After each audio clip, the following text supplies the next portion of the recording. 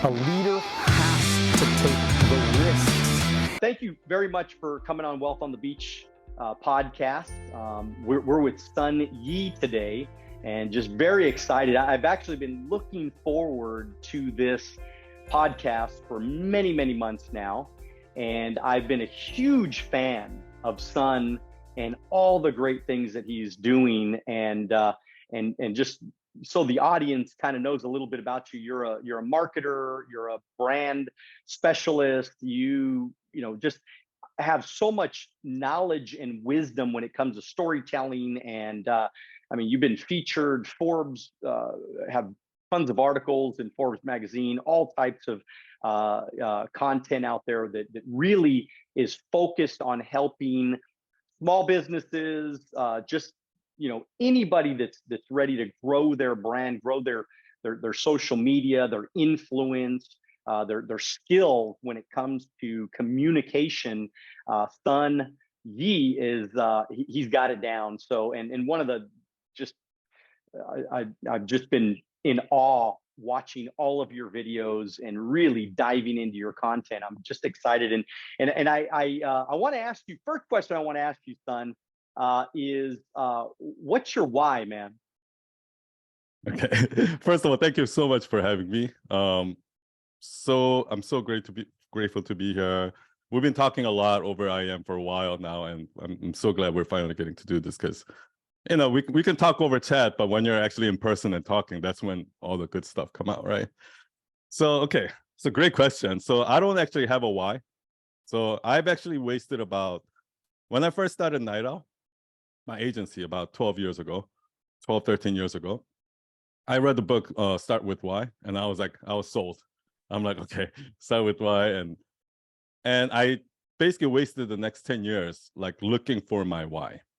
And the answer that I found for myself is that when I was chasing, like in the beginning, I'm like, my why is to help tech startups, like, make their ideas like fruitful or whatever it is. And then I was like, nah, that's not it. My why is to help, pharmaceutical companies do this. My why, like I kept changing my why every 3 months, and it was just frustrating, right? So eventually, what I did was, well, can you still hear me? Okay, good. Yes. So eventually, what I ended up doing is, I found that your why is actually moment to moment, day to day, moment to moment, right? Like, for example, right now, my why is talking to you and fully being present in this conversation and bringing all of myself, being as authentic as I can in this conversation. I'm not worried about what's after this, what happened before. So I guess my why, I guess, is to just be the best at whatever it is in front of me at that moment. I love it. I love it. I mean, it makes sense because we're always chasing after something in the future, and I'm fall victim to that all the time. I mean, and so what you're basically saying is we gotta make sure we dive into whatever it is that we're doing at this present moment. Let's try to be the best that we can be instead of worrying about this, this thing that maybe isn't even there, or maybe we'll never get there. Let's just try to be the best that we can be every day. Does that kind of make sense? Exactly. Yeah. I think a lot of us are too calculating in that way, right? Like, oh, is that what I'm doing going towards the right direction, or am I wasting time, right? And when you're thinking like that, you get into like, the decision paralysis, or like you're just kind of stuck because you don't know if you're wasting your time doing the right thing, right? So yeah, I'll give you a good example of that actually, because this will make much more sense. So, when I was 18 years old, 17, 18 years old, I was a senior in high school. I got a job at this place called Kumon, and it's a math learning center. And my job was to grade papers. So, the students will give me their paper and I just look at the answers and check it, right? But, like that's boring job. But for me to just, I was so into it. I memorized all the answers on the answer sheet, so I don't have to like look back and forth. So I was grading paper like 3 times as fast as anyone else. So they ended up like firing the other 2 and like gave me a raise. But things like that happen I guess what I'm trying to say is like when you're just giving your all, into whatever, it doesn't matter whether you're washing the dishes, grading papers, or even cleaning the toilet, whatever. If you give it all, magically opportunities will come to you. But when you're sitting there calculating, like, I'm just gonna do the bare minimum. Oh, why kill myself, right? Like, they're not gonna pay me extra. That mentality just keeps you stuck in the same place, right? Oh man, it makes so much sense. And it reminds me too. I mean, even for me, starting in business at 21, for some reason, I saw the opportunity as a real opportunity, and I just went all in. So people made fun of me. They're like, "Oh, are you rich yet? Are you making $1 million yet?" And I was like, I just want to be great at what I'm doing. So I studied late at night. I mastered sales skills, influence skills. I read every leadership book I could put my hands on. So I did everything I was supposed to do. And then I started winning and started having success, and people started recognizing me, and my mentors, would always brag about me in front of other people. And I started to grow and make a ton of money. And I look back and I tell people all the time, it's just because I didn't overthink it. I just did it. I kind of just had a do it now mindset, and I just went for it, and I put my all into what I was trying to do. And that, is I think the reason why I made it where a lot of people don't make it. Mm-hmm. So yeah, I agree with that. Yeah. You started Night Owl. So explain, like, what is Night Owl? Like, what is this that you're building? Yeah. And what tell me a little bit about it. Yeah, sure. So around 12, 13 years ago, I started Night Owl, which is an agency. So when we started out, we actually just took on every client. So we kind of built our way up. In the beginning, we were working with a lot of tech startup, but quickly we realized that it's a gamble, because like 9 out of 10 of these companies don't make it. So and then we started working with American Red Cross, Spotify, some bigger brands. And then one day, like maybe 6 years ago, this woman named Gabby Bernstein came to our office and wanted us to kind of do her branding and website for her. And at the time, we've never done a website or branding project for a personal brand. It's always been corporate brands. But I had so much fun working with her, because it's one thing when you're working with the marketing director from American Red Cross, to that person, that's just a job. It's just, she's not trying to do anything that's breakthrough, innovative. She wants to make sure everything is risk-free, done according to the plan, and nothing too innovative, right? Like, that's how she keeps her job security, right? So I was kind of getting bored of these projects, because I felt like I started my own company, basically, just to go back to a corporate 9-to-5 job, right? And then when Gabby came, it was a completely different experience, because this is her brand. It's literally her face on the brand, right? So we work really closely together. And I kind of got my mojo back. I got my spark back, right? And then when we launched that site won a bunch of awards and just got featured in all these blogs, like top 10 best personal brand websites, So after that, like, all the biggest personal brands started reaching out to us. Like, oh, I love what you guys did with Gabby. Can you do something like that? She also introduced us to a bunch of authors. She introduced us to Jay Shetty. Jay Shetty then introduced us to Mark Randolph, like so on and so on. So we kind of, over the last 5-6 years, became a personal branding agency. Now, I thought something weird was happening, because around the same time I saw like Ray Dalio kind of going on YouTube podcasts and like writing a book, like Bob Iger, the chairman of Disney. I'm like, why are these billionaires starting YouTube channels? What's going on? Like, Will Smith was doing the same thing around that time. And then when Kylie Jenner like started Kylie Cosmetics, and like in a couple of years, it went to like $1.3 billion in valuation or something like that. I was like, okay, I get. So influence is the new power.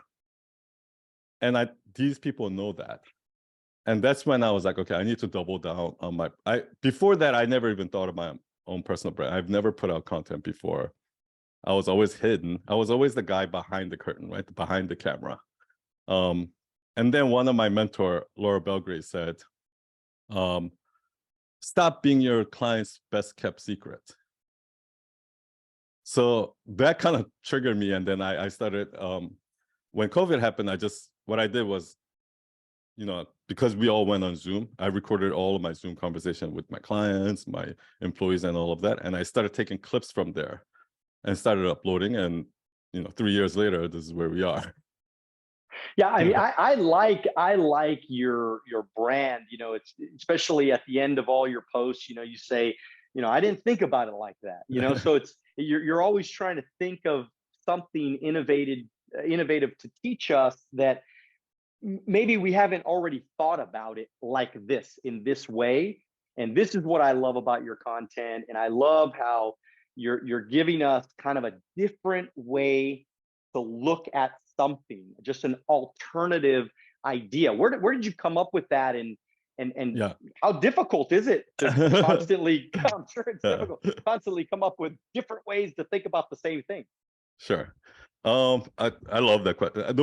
Nobody's ever asked me that question. So, but it's something I really want to answer. So let me tell you. So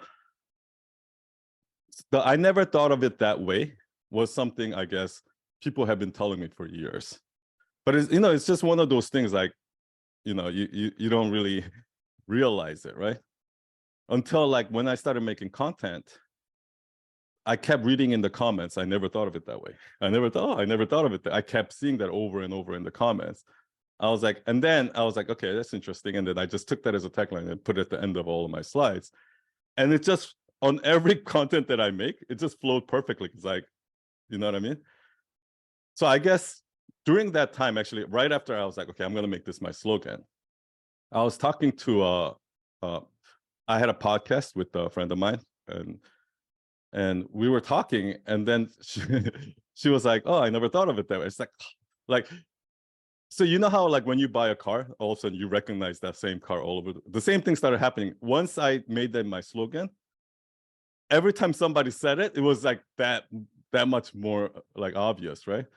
So I was like, what am I doing that's doing that? And eventually, once I like reverse engineering, like all of my content, what I'm doing is I'm taking, every advice you hear out there, right? Let's say, be yourself. Everyone else is taken. Or every quote, every advice you hear out there, if you really break it down, everything is a myth. There's no such thing as a blanket truth, right? Whenever we give an advice, it's always contextual. Yes, it's like that within this context. But when it's like this, so for example, you have to hustle, right? Yes, you should hustle if you're being lazy and working 6 hours a day.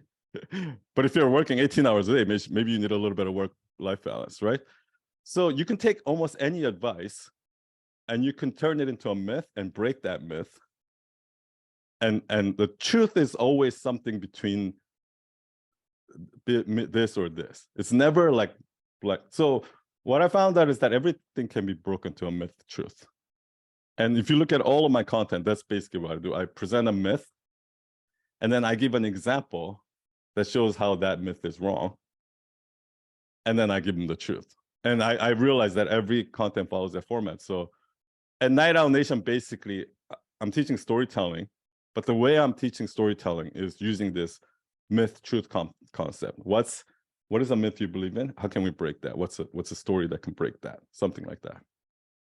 And I think that's powerful too, Sun, because I mean, we're, all of us are raised in whatever mentor we get in the beginning. We're raised thinking certain things. And it could be our parents, it could be our religion, it could just be our environment or our friends. And so we're raised thinking a certain way.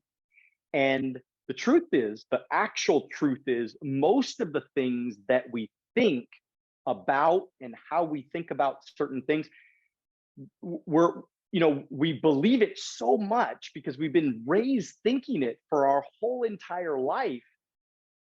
If you really break it down, most of it's bullshit. Most of the stuff that we have been taught is bullshit because it's so blanket. And so I love how we can really take an idea or a myth or just something that we believe so strongly in, and we can say, well, maybe we should have some more work-life balance. instead of working, instead of going from 16, 17 hours a day to, 19 hours a day work. Maybe we should think about certain things in a different way. So I think it's really, really powerful. Exactly.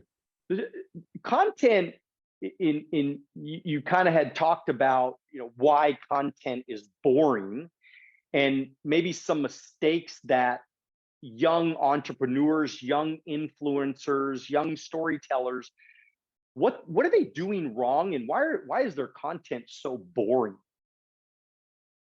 So here's a myth truth. So exactly what you just said, right? Like, we grow up believing in something. And a lot of times, like, it's generational too, right? Because like when Steve Jobs said, or it was a quote too, but like, if you do what you love, you'll never have to work a day in your life. That kind of quote, right? When something becomes popular and commercialized, like the word authenticity is right now. Empathy. Yeah, exactly. Oftentimes it becomes misunderstood. Meaning, because everybody's like, be authentic, be authentic, be authentic, the majority of the crowd thinks that being authentic means, I don't give a fuck what anyone else thinks. I'm just gonna speak my truth and go, you know what I mean? Like, but that's not really being authentic, right? Because everyone in the world cares about what other people think. That's human nature. But being authentic is, even though, yes, I care about people judging me. Yes, I care about, this is embarrassing to say, but I'm gonna do it anyway. Not like, I don't give a fuck what anyone thinks. I'm just gonna, you know what I mean? So in that sense, things get misunderstood. So I think a lot of times what happens is, when things become popular, it becomes misunderstood, cliche, and then misunderstood. And if you look at most of the content, most people are just regurgitating that popular concept. So maybe like something like money mindset, right? Like about here's a good one.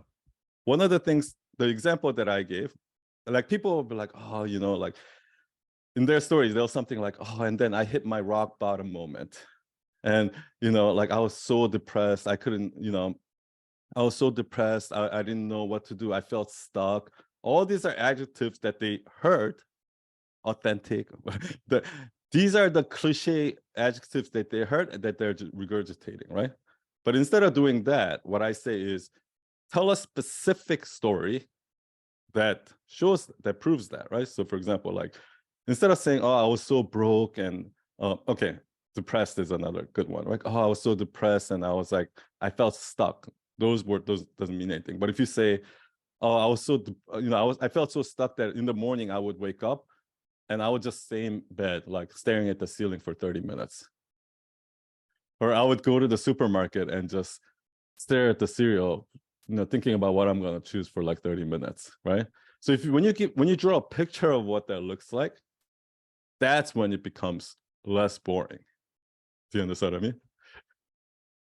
That's good. That's good. Good stuff. I mean, well, and it's telling an actual story. And I think you're a master at telling stories. And I think a lot of people have never been taught how to actually tell a story. Early on in my career, I mean, when I was 21 and I was broke and depressed and staring at the cereal boxes in the, but it's interesting though, because I tell people a lot of, because I do a coaching program every Wednesday morning, 9 a.m. Pacific Standard Time. And it's called Wealth on the Beach Club, and people come from all over the place, and we do a Zoom every Wednesday morning. And we and I always tell them that, when I was building my story, this was so important to me.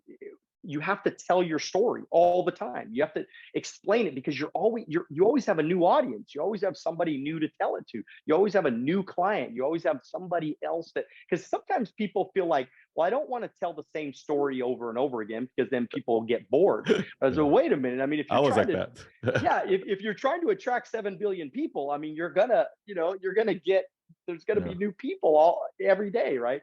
But I remember telling them about me early on, because I'm in the financial services business and life insurance and investments and things like that. And I was 21 years old, and I went to go see a real good friend of the family. And he was like 30 years old, and I was 21. And he looked at me like this little kid, and he would never set up an appointment with me. And I tried like for a whole year. And then all of a sudden, he called me and he said, I want to, I want to get life insurance now. And I said, wow. I said, well, this is great. I mean, in my mind, I was thinking this is great. But then on the other side, I was like, well, why are you asking me now? You've been blowing me off for an entire year. And of course, I found out that he had just gotten cancer. And he had a brand new baby not too long before that. And the baby was, I don't know, 6 months old or whatever. And he said he wanted life insurance. Of course, you can't get life insurance after you're already sick. And I told him it's not possible. 6 months later, he dies, leaves his family with nothing. His wife has to move back with her parents. They lost their home. They were, the wife and the child were devastated financially. And that was the lesson of, you probably should buy life insurance, especially when you're young and you have kids and things like that. And so I was before that, yeah. Even though you were selling life insurance, you didn't really put the two and two together, like how important this is, until it literally happened right in front of your eyes. That's it. So then I, in my mind, I believe, I mean, without a shadow of a doubt, I believe I became a little bit more successful than most because I told that story, son, 10,000 times. I mean, that exact, even the way I explained it to you right now, the exact same way. The reason why 10,000 stories, it's because when you tell somebody to buy life insurance, the importance of that, no picture is coming in their mind. But as soon as you say, oh, this guy, and then you draw a family and you put 6 months, the cancer, all of that together, now they're drawing pictures in their head, right? Like putting themselves in that position. And that's powerful, yeah. So this was why, yeah. Go ahead. Let me just say one thing about what you just said, because I think it's really important. Because I do see this problem a lot, where a lot of new personal brands, they tell their story and they don't want to tell it again because they're like, oh, they heard this before. They don't want to hear me say the same thing again. And when they do it, what they do is they rush through the story. They're like, since I already told this already, it's like, oh, this happened, blah, blah, blah, right? And it makes the story not as good, right? So what you have to remember is, because I was like that too. When I started putting content, I was shocked at how, like, I have a post like as a ton of views. And then 3 months later, I'll repost that. And literally so many people was like they act like they've never seen it before. Even though, and then I posted 3 months later. It's almost like you say the same thing over and over and over again. Every time I say it, even though it's the same audience, whether they haven't heard it before or they forgot or for whatever reason. So what I do is I use that as an opportunity. So when I retell my story, what I do is I use it. So I told it this way before, right? But then every time I tell it, I learn something new. I watch the person's reaction. Like, at which parts are they leaning in? At which parts are they getting bored and checking their phone, right? So whenever I tell the story, I look for that. I get that feedback. And next time I'll adjust my story a little bit. And then you can tell it just as passionately as if you're telling it the first time, right? And then I'll adjust it a little bit. And you do that 100 times. You can start with a bad story. By the end of that 100th time you tell it, I guarantee you it'll be a nice, polished, like, great story. I love it. And look, people got to start getting comfortable on camera. You look at the little black dot in your phone, and people have to start telling their stories. I mean, even with me, I've been trying to. I mean, I think I have 6,000, 7,000 posts on my Instagram or something like that. And I did it wrong for a real long time. I mean, I made a lot of mistakes. It wasn't until I got a coach, a branding coach, until I got somebody that was, trying to guide me. I mean, I got a podcast, I wrote a book, I did all kinds of stuff after I got a coach that kind of guided me the right direction. But I've been guiding a lot of these people, even in my coaching program, and I'm trying to get them to do more content. Can you explain to us, or maybe I'll replay this back to my guys and just explain to them why it's so important that we just make lots of content. It doesn't have to always be perfect. And maybe that's the reason I'm why gonna people talk don't do about. it, because they're, yeah, please talk about that. Yeah. I'm gonna talk about a couple of reasons why, and then I'm also gonna talk about how you can kind of overcome that fear of being on camera. So, first reason why is because, okay, I post a lot of content, and maybe like 1 out of 100 of them performs well. The others don't. Do you know what I mean? Like maybe 1% of my audience is actually seeing it. Okay. But I keep doing it anyway. Like I'll post on TikTok, it gets 20 views. I'll post it again tomorrow. Like, and the reason why is because you just never, number one reason is you never know, because sometimes I'll post a video that doesn't perform well, but another podcast host like yourself would, it'll actually hit them because it meant a lot to them, that one person. So as long as it just has to mean something for the one right person, and it can change your life, right? Number one. And number two, like you said, my content was terrible in the beginning. I go back, my first few posts, I'm like, oh, fuck. If I were to redo this again, I would do it like this, right? This is actually why I recommend people to like, take your old content and remake it, because you'll do it differently, you'll do it better, and you'll see exactly how much you've improved. And then next time you do it again, so on and so on. So just for that practice of getting better in making content, I think it's worth it. Now, how to get over the camera shyness, because that was me. Like every time I'll hit record, say something, delete, record again, like 20 times, right? And for me, the podcast really helped, because when you're doing a podcast, you're just on a Zoom conversation. Like you're not talking to the green dot. You're not talking to the void, right? You're actually talking to a human being. So it feels more natural. And what I did was I did that, and I started posting that.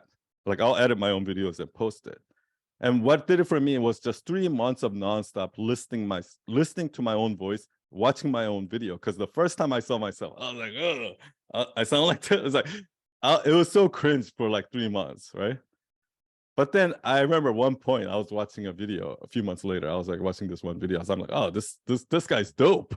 Like myself too, looking at my own video. You know, at a certain point, I was like, I stopped being self-conscious about how I sound or anything like that. And I started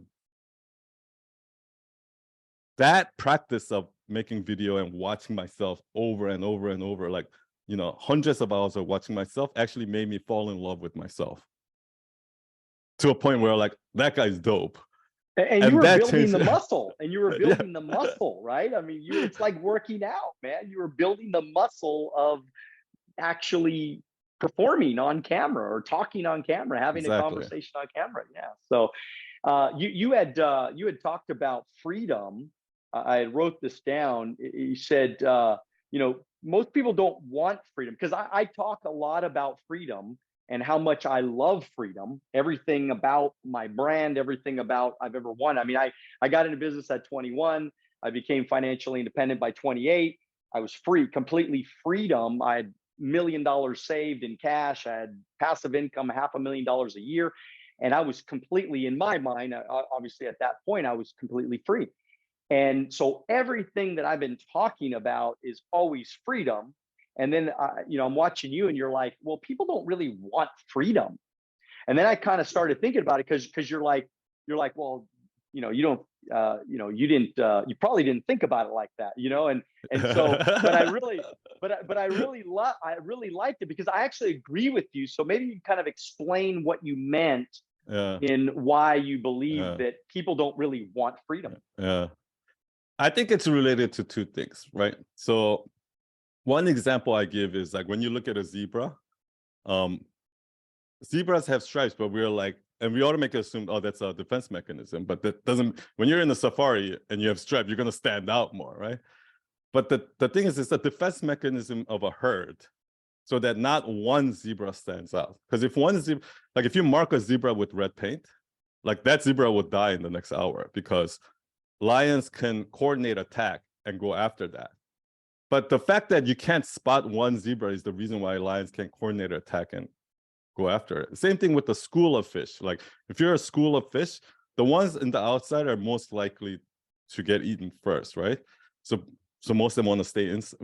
Most people want security and safety more than success or freedom. So another example is like, they say when people get out of prison after a long time, they actually don't want to leave. They want to stay in prison because they're so used to this like routine and things like that. And here's what I think is happening. Like our entire life, we were told exactly what to do, right? I'll go to school this time, go home this time, eat lunch at this time, read this book. And then you go to college, even in college, right? Like, you raise your hand, you need this to go to the bathroom. And then you go to work and they're like, no, lunch break at here, vacation at this time.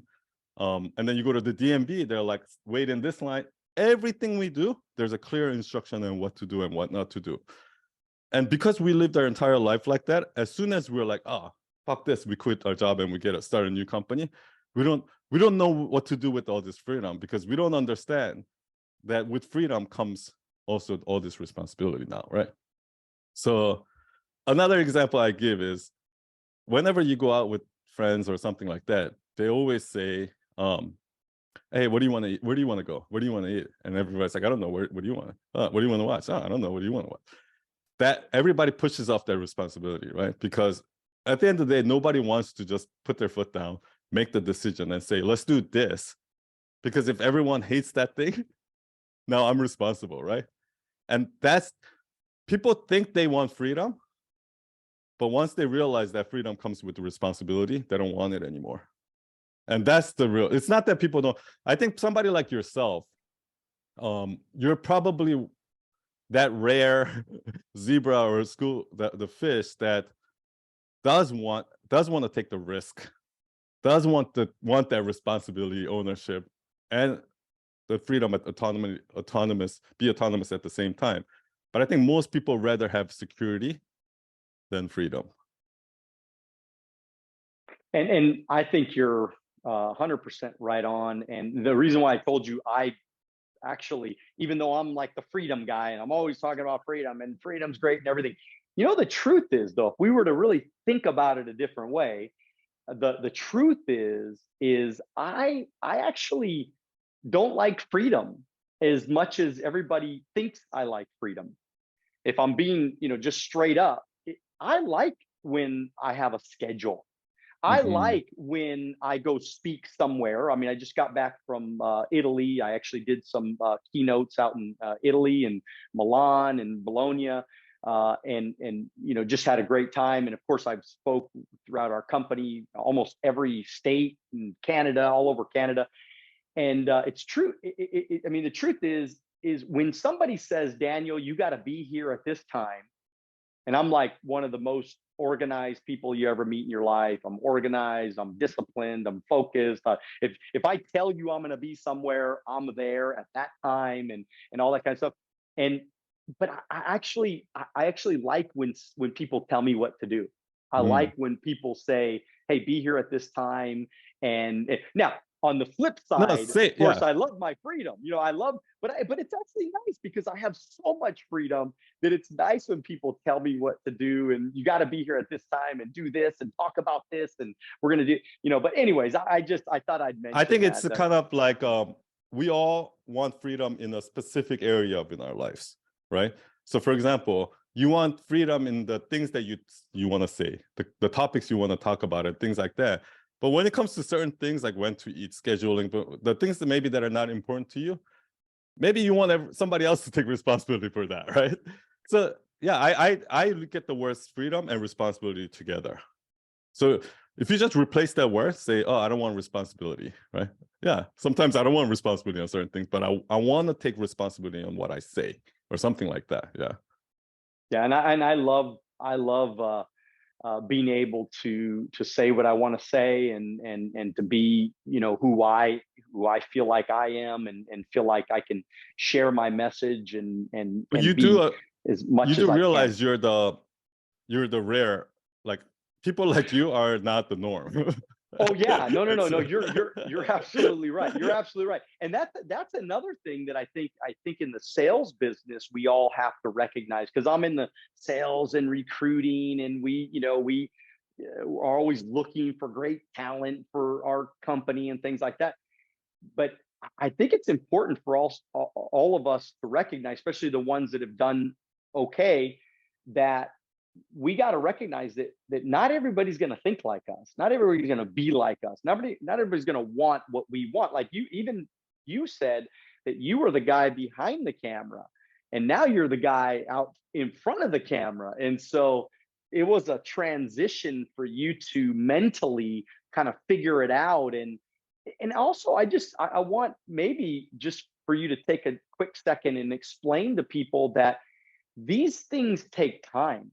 It's not one day you wake up and you're like, okay, I'm successful, or one day you wake up and okay, I'm great on camera, because I love watching you on camera. I mean, I really admire you on camera, and I think that you are amazing at what you do. And I think the reason why is because you are authentic as fuck, like you say, and I believe that you are, like, I mean, you just exude this feeling of like, I mean, because it's something even for me, because I've been bred in the self-improvement world. I'm a Tony Robbins guy. I'm a, like, I Same here. learned from exactly. I'm like Napoleon Hill and all these people. So I'm always trying to remember that, I can't just regurgitate all the things that I've heard all my life. I need to always inject my own stories, because I've lived now a long time. I've been in business over 25 years. And so I need to also really connect with my audience in a certain way that has 25 years. My 25 years. Yeah. 25 How old years. are you? I thought you were like 35. Yeah, no. Well, thank you very much. You just made yourself another new, really, really good friend. I'm 48 years old, man. I'm 48. Oh, wow, okay. Look at this, man. This is white all coming out, man.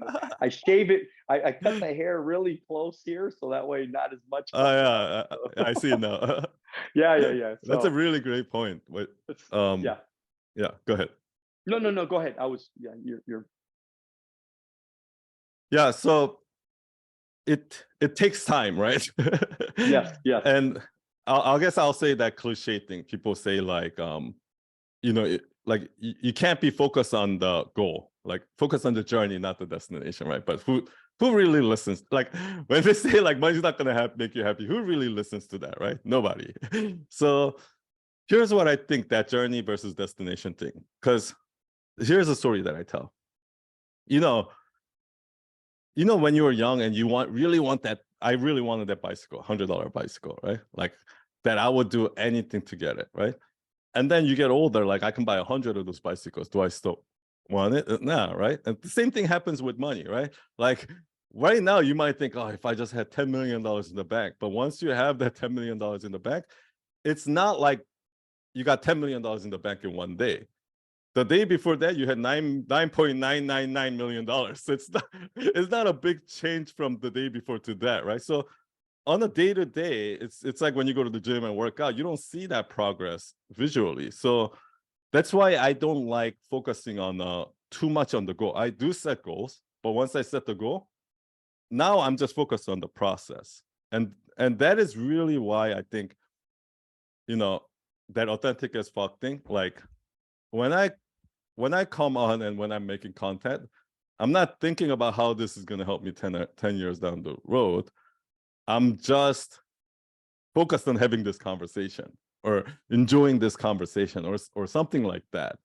So, and then I think what happens as a result of that is all just, it's the consequences of just, I tell you, what's interesting, son, I actually most of the time I turn off my likes. Actually, I don't know if people know there's a feature in the advanced settings on Instagram. I've actually been turning it off. Now, I don't know if it's a good thing or bad thing. I'm kind of just testing it just to see.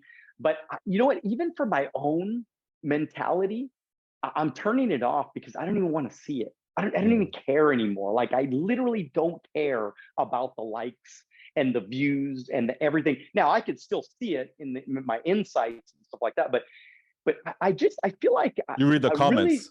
I read the comments. Oh yeah, I mean I answer every freaking comment. I think that's more important. Oh yeah, absolutely. I mean I try to connect with every single person. I don't think I have in the last year at least. I mean, I can't imagine myself even missing a comment, commenting on. Now I don't get hundreds of comments. So, but on the 10, 20, 30, 50 comments that I do get, I try to hit every single one of them.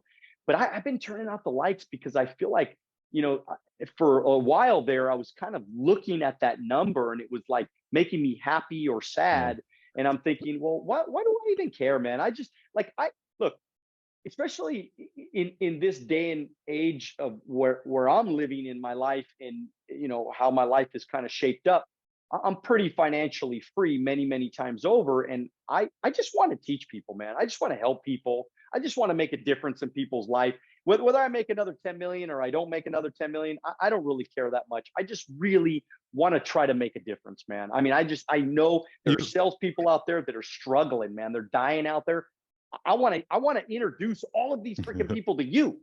I want them to know you. I want to introduce them to you because you said something really significant there, that you're already financially secure, and that gives you the breathing room to be able to help people, right? Here's the thing that most people don't get. A lot of people that I talk to is going around saying, I want to help people, I want to help people, when they're not in no positions to be able to help other people right now because they're financially struggling, right? So what I tell is, forget trying to, okay, I want to help people and make money. Oh, I want to do something like that I love and make money at the same time. No, don't worry about that. First, make money. Have that freedom, sense of freedom, stability, security, because it's like the Maslow's hierarchy of needs, right? Until you have your survival down, you're not going to be in the right mindset to help people. What's going to happen is you're going to start helping people, and then you're not going to make money, and then you're going to feel resentful, and you're going to be like, oh, these fucking people, I'm helping them, they don't understand, they're taking advantage of me. That's what, like, I've been there. Don't go down that route. Make the money first, and if you're going to help people, doesn't matter. Even if you don't make money from it, just the joy of helping people. And what I found is when you do that, eventually money comes. It always comes. It's ridiculous. It's like more money comes whether you want it or not. People want to give you money because people know that you really want to see them do good, and you're not like, gimme. I mean, and like, so let's talk a little bit about sales for a quick second. I mean, I know that when you think about words that trigger, can you think of any like words that we need to start using better that maybe that trigger influence in the sales business for us? I don't know if this is so ethical, but like what I always say is, when you're branding, right, you want to make it positive, right? I use the 7 virtues. I use the 7 virtues versus the 7 deadly sins, right? But when it comes to selling, you want to trigger somebody to take out their wallet and give you their credit card. You actually need to trigger their 7 deadly sins, because people pay money to solve pains, to solve problems, or something like that, right? So a lot of people might say, oh, I buy a Tesla because I care about the environment and innovation, blah, blah, blah. But the real reason why they buy a Tesla is because it makes them look cool. I'm a tech bro, right? Like it makes, it makes me or something like like iPhone, right? I buy Apple because they're so, advanced like technology and all of that. But it's really, the Apple logo is is a real reason, right? So, and those are like envy, like, sloth. Like a lot of the, like 4-hour work week is a good example, right? I could say, oh, how to be more productive and delegate. Nobody's gonna buy that book. But how to work only 4 hours a week, that's 7 deadly sins. So it sells. So what I do when I sell is, in the beginning, I did the whole sales script thing, and it didn't really work for me because it wasn't authentic, and I'm not a good liar. So I wear my heart on my sleeve so people can see right through me, right? So what I did was I just kept being curious and ask questions. And when you're curious and asking a lot of questions and genuinely interested in what they're struggling with, they will tell you what their pain points are, right? They'll tell you what they're struggling with. And then I'll go into that. For example, a lot of the clients that come to us are like, this is like the 2nd or 3rd website they're building with us. that they're building, and then they're coming to us. And I know for a fact that like 70 to 80% of web projects fail. Like it starts and then never finishes. Because there's a difference between when you design something and then you take that design and a developer codes it, and then like it actually launches and goes live, right? There's a huge gap there. And a lot of people don't know that. So they'll hire a designer. Oh, this is great design. And they'll hire a developer. And then it's like, oh, that didn't work. That doesn't look anything like the design, or that function doesn't work. Or there's a lot of that going on. So I use that as when they come and tell me, it's like, oh yeah, we failed with our last freelancer, blah, blah, blah. So I'll use that as a pain. Like the reason why that's happening is because freelancers design this, and then it's beautiful, but those designers don't understand technology, so they don't even know if this can be coded or not. So a lot of times when you send it to a developer, this is what's going to happen. So I explained why that's happening in a logical way that they can understand, and then immediately the FOMO hits them. It's like, oh, like if I hire the wrong company again, that's going to happen again. But this guy just explained to me in a logical way why that happens and why it doesn't happen in his company. Then the sale is already done. Do you know what I mean? Yeah, because you're in my business, I always used to tell my clients, I'm basically like an educator. I'm just a teacher, right? I mean, if all I'm going to do is just explain to you why this makes sense, and if it makes sense to you, great. Then hopefully we earn your business. If it doesn't, then that's okay too. Worst case scenario, you get an education out of it. And it's interesting. Selling is teaching. Selling is teaching. Yeah, all I was just a teacher. I just wanted to teach. And it's kind of funny because I never hard closed. I never had to hard close. Matter of fact, I got very little objections. Even though I'm a master at overcoming objections, I actually very rarely get objections in the sales process, because people so the questions that I asked throughout the presentation are actually overcoming their objections. Matter of fact, they're already overcoming their objections, just because I'll ask them like, well, what's the most important thing in your life to you? And they say their family. And then when they say their family, then this picture comes up like, I want to protect them and they're important to me and all this stuff. And I'm like, well, what happens if you don't have life insurance? And then they say they tell me for like 2 or 3 minutes why, like what would happen. Well, they would be devastated. They would be out of money. And that's exactly what I would do. Yeah. And if I was selling life insurance, I'll be like, what would you do if something happened to you tomorrow? Like what would happen to your family? And I would try to like have them draw that scenario. Because then but you're right, like I feel like most of selling is asking the right questions. And the reason why I say teaching is selling is because the reason why they don't want to buy your product is because they don't know better. That's why you need to teach them, educate them, because once they know better, they'll buy your product. So teaching is selling. But I think new rookie salespeople, they're always trying to tell, right? They're trying to tell everything versus just ask the questions. People will close themselves, man. I mean, if they know that it's better, they'll do it. I think that's how you know you did it right. If they are the ones who ask you, it's like, so how do we move forward? Oh, beautiful. That's what I'm looking for. Love that you said that. I love that you said that, man. Okay, so you also said, it's like you can't make money doing what you love.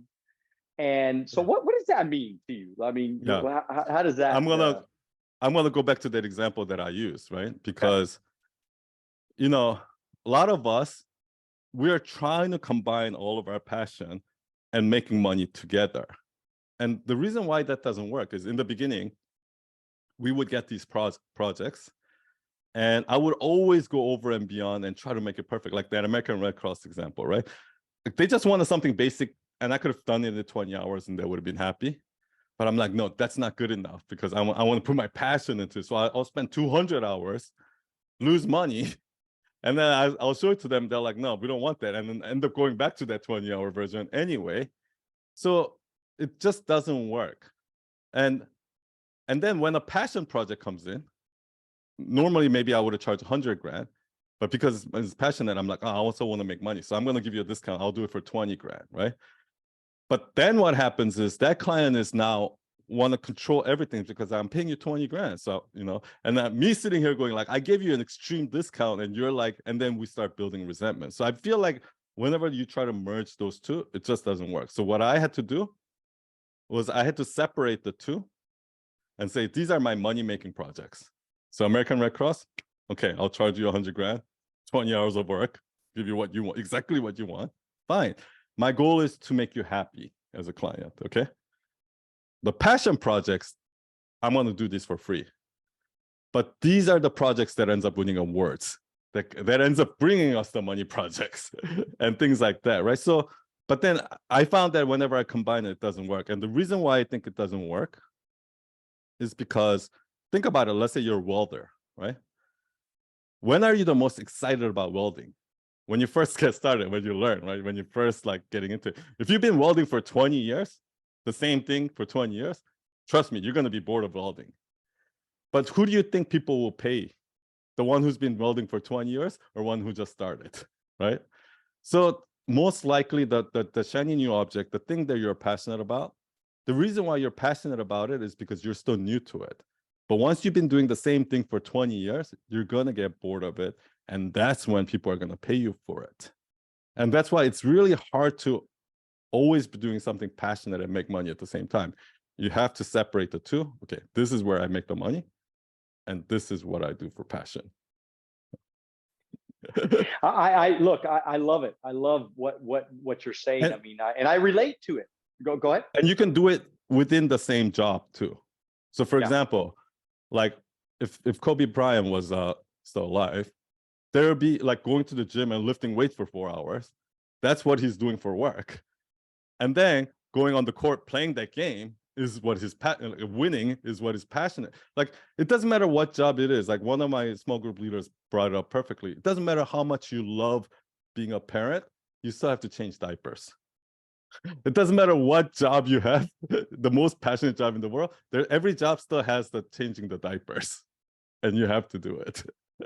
and even like in our business, I mean, people still have to, like, one of the worst things is when you're talking to somebody new and you're building a new relationship, you're trying to create that new relationship and the rejection that comes along with that.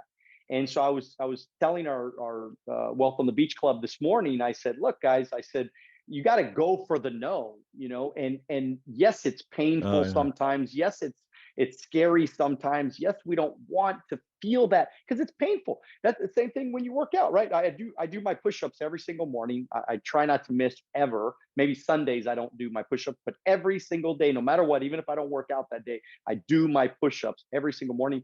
And it's funny how every morning when I'm that first push-up, like I don't want to fucking do that first push-up, man. I just don't want to do it because I know about number 40 or 50, it hurts, it's painful, and I know what it's going to feel like. And it's just, it's funny because it's the discipline of the process that allows me to keep doing it, that allows me to get the results that I feel like are good for me and makes me look 35. So thank you again for that. I appreciate that. It's working. That was big, man. That was keep hey, up look, the push-ups. I'm telling you, push-ups work, man. Hey, we're going to start closing out, but I want to. I mean, this is great when we're talking about mindset and things like that. I mean, this next generation that's coming up right now, a lot of people are, you know, come on, let's be honest. I mean, drugs are at an all-time high. And by the way, I don't know why anybody's doing drugs because,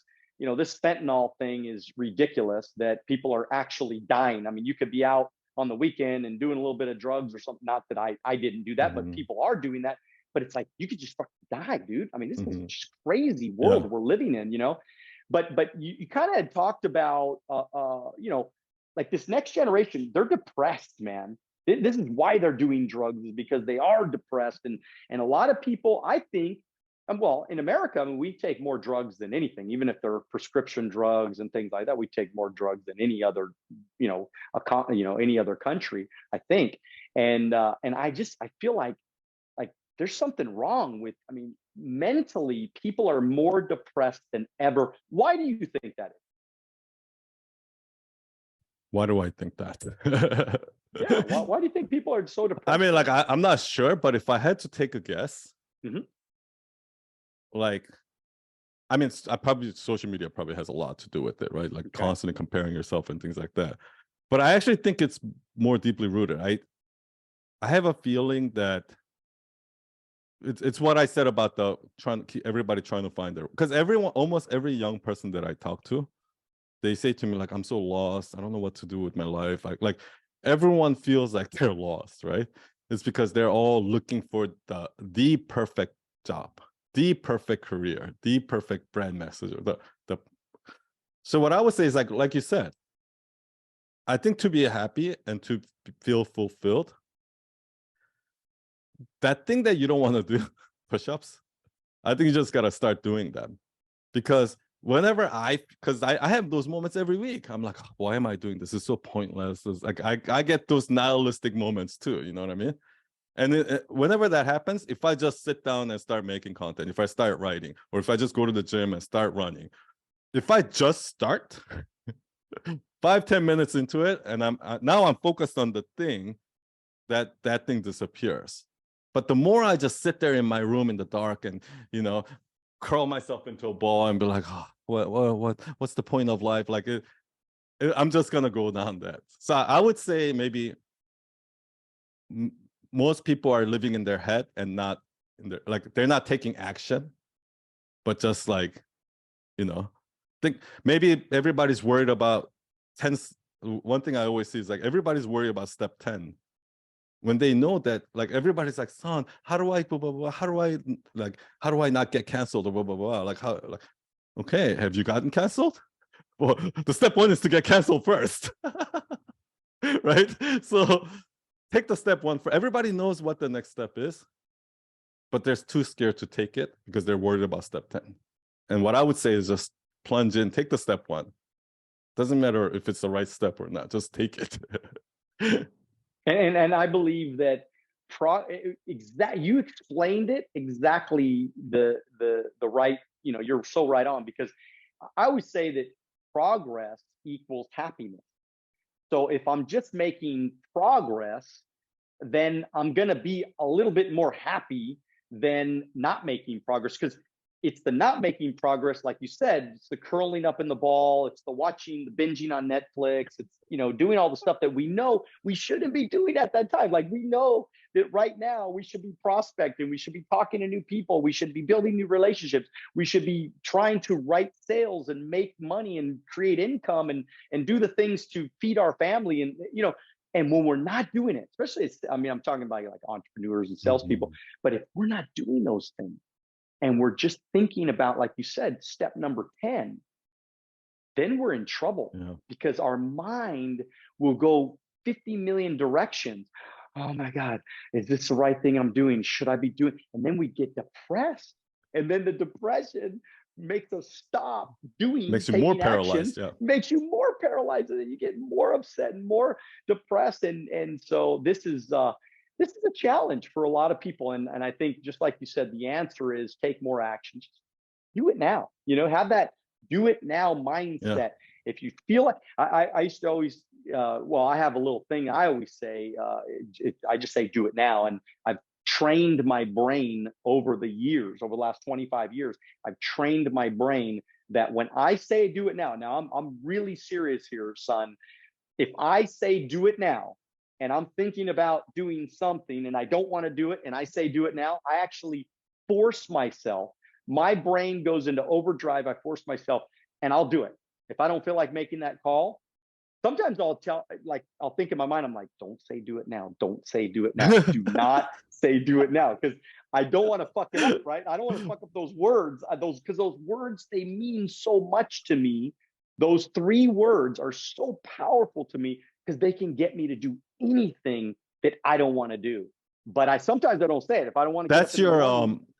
That's your 5-second rule. You know how Mel Robbins has the 5, 4, 3, 2, 1? And yeah. I had do it now, by the way, before. She just wrote the book. She was just smart enough to write the book before I did. I had to do it now 25 years ago. Do it now. It's 3 seconds. Do it now. It's less words, man. It's way better, So, but no, this has been awesome, son. This has been so much fun. I just, maybe you could just give us some final thoughts, and then tell us how we can reach out to you and how we can start building a relationship with you. I know that you're Night Owl Nation. It's like $5 to join. And so it's like, I love this. I mean, you're reaching out to so many thousands of people. So many people are following you right now and loving your content, including me. So if anybody's not following Son right now, make sure you follow him. So give us your Instagram, give us your YouTube, wherever you want to connect. If you kind of sum it up for us, appreciate it. Best place to connect will be my Instagram. So it's at sun, sun.yi. And I'll just end it with this because it has to do with finance and wealth and personal finance and things like that. You know, people always, one of the things that people always say to me is like, I don't care about money. I just want to help people. I don't care about money. I just want to do what I love, right? That's such a crock of shit, because, you know, somebody who says I don't care about money, if I play Monopoly with them, they'll have fun. Because making money could be fun too. And you can like, I guess what I'm trying to say is like, you don't find passion. It's not like I'm passionate in basketball, I'm passionate in design. It's not like that, because if it really was like that, like, then if you were born 200 years ago, you wouldn't have a passion, right? So what I think passion really is whatever you're doing, if you're good at it and you keep, like you said, progress, you keep getting better at that. And then eventually, if you can use that thing that you're good in to help other people, I think that's what brings like fulfillment and passion. And you can be like that with money. Look at Warren Buffett. He's like that, the every little like the compound interest, like he gets excited about compound interest, right? Like you can be passionate about anything. Oh, beautiful words, and well said. This has been so enjoyable. You have no idea, Son. I hope that we continue to be friends and continue our relationship, because I just, you know, one of the cool things about the podcast is, man, I've done over 200 podcasts and over the last few years, and I've interviewed some of the most amazing people, wealthiest, most smartest, I mean, just talented, amazing people. And this has been an incredible conversation. So to my audience, go follow Son right now, but do me a favor, go out there and when you reach out to him, say, hey, I saw you with Daniel Alonzo on Wealth on the Beach podcast, and just say hi and thank him for his words of wisdom and all this knowledge that he gave to us today in this, in our podcast. And so again, for everybody, continue to dream bigger than ever, get after it, but most importantly, do it now. God bless. We'll see you at the top.